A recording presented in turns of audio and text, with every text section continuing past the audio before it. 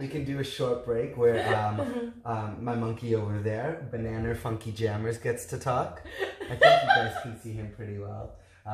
As you can see, he's agreeing with everything with his very content eyes. He is always like that.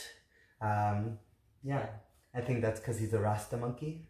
But he's also my dear friend, and he's up for any challenge, and he is growing so much as an AcroYogi right now as well. That's amazing. Yeah. That's amazing. And October 20th will be his first cuddle event ever. You're so silly.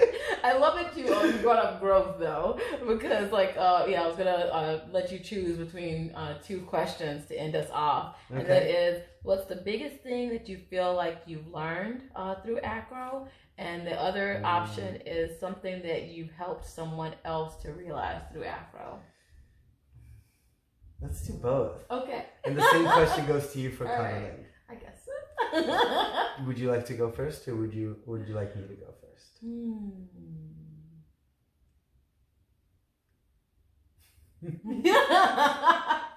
I'll go first for half of it. Okay, let's do it. Cool. Thank you for asking. So one of the biggest things that I've personally learned through doing cuddling is that I get to decide when touch happens with my body, and express my boundaries around that. That was huge. That was revolutionary for me. That I could say no. I could ask that my friends always ask before a hug, or I could give people blanket yeses for hugs, things like that. And knowing that I could communicate those needs and spend my time around people who are on the same page around that was just this huge shift. And I am incredibly grateful for that, because as a person who is a person who's had a lot of trauma in the past around inappropriate touch and touch that was done without consent, I definitely needed some healing around that. I needed to know that there were spaces where I could explore touch on my terms, where I could feel seen and respected and heard. And these cuddle events have been that space for me, and allowed me to grow in some magnificent ways and feel more empowered than I ever have at any point in my life. And that feels so good. Awesome. Yeah, let's just keep going on that power talk, empowerment. Two Leos get together and talk about power. It's shocking, right? It's just part of our lion pride.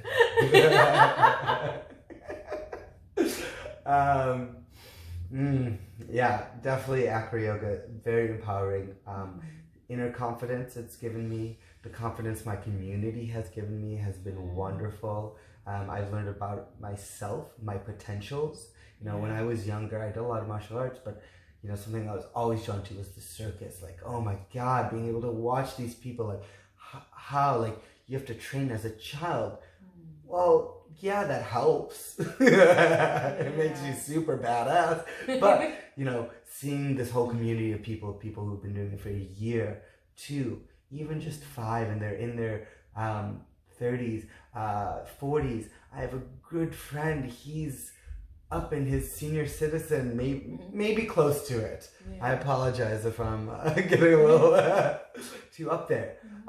He does 5 Buddhist movements. I know it's not called the Buddhist movements, but it's 5 movements that just keep his body healthy. He's very knowledgeable, and I trust him with anything and everything AcroYoga. And he's 3 times my age, and I love it. And he has not been doing this his whole life, and that's what's the beauty about it. He came into it as the AcroYoga high started maybe 10 plus years ago, rather than the acrobatic of the circus, when it started to integrate into we can all do this. We have these teachers. Let's take the breath, the consciousness of yoga, of our practice, and let's take it to this new heights, literally.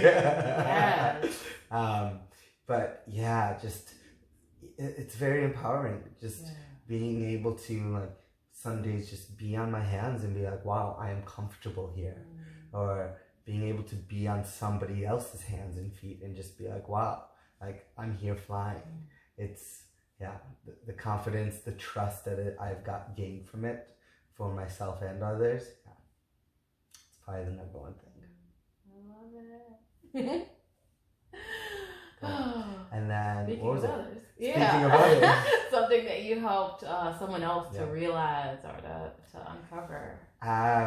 There's a few things maybe before I was a teacher, but as one teacher, a good friend of mine who's been coming to my classes, she supported me on one of my classes that it only lasted a week.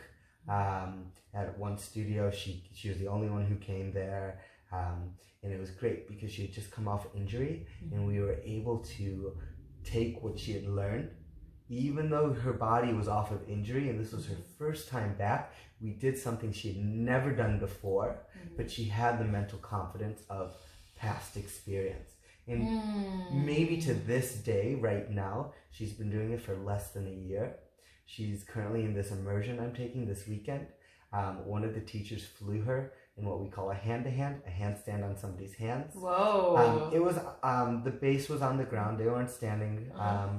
But still, this is easy.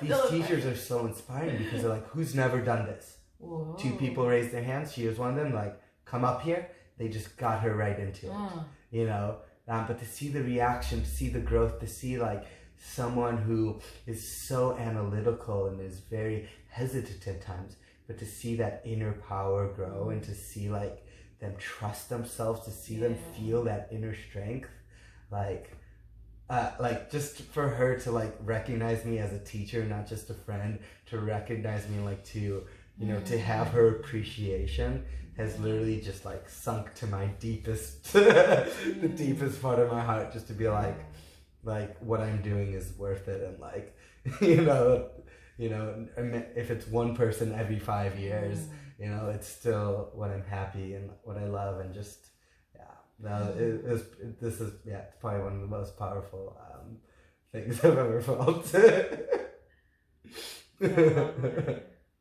lovely. If I wasn't so happy and tired, I think tears would just be flowing right now. I can feel it, just not the physical aspect of it. I think that's a beautiful place to end. Did we come up with a title yet? I don't think we have. That's cool. Wait for the headline of this video.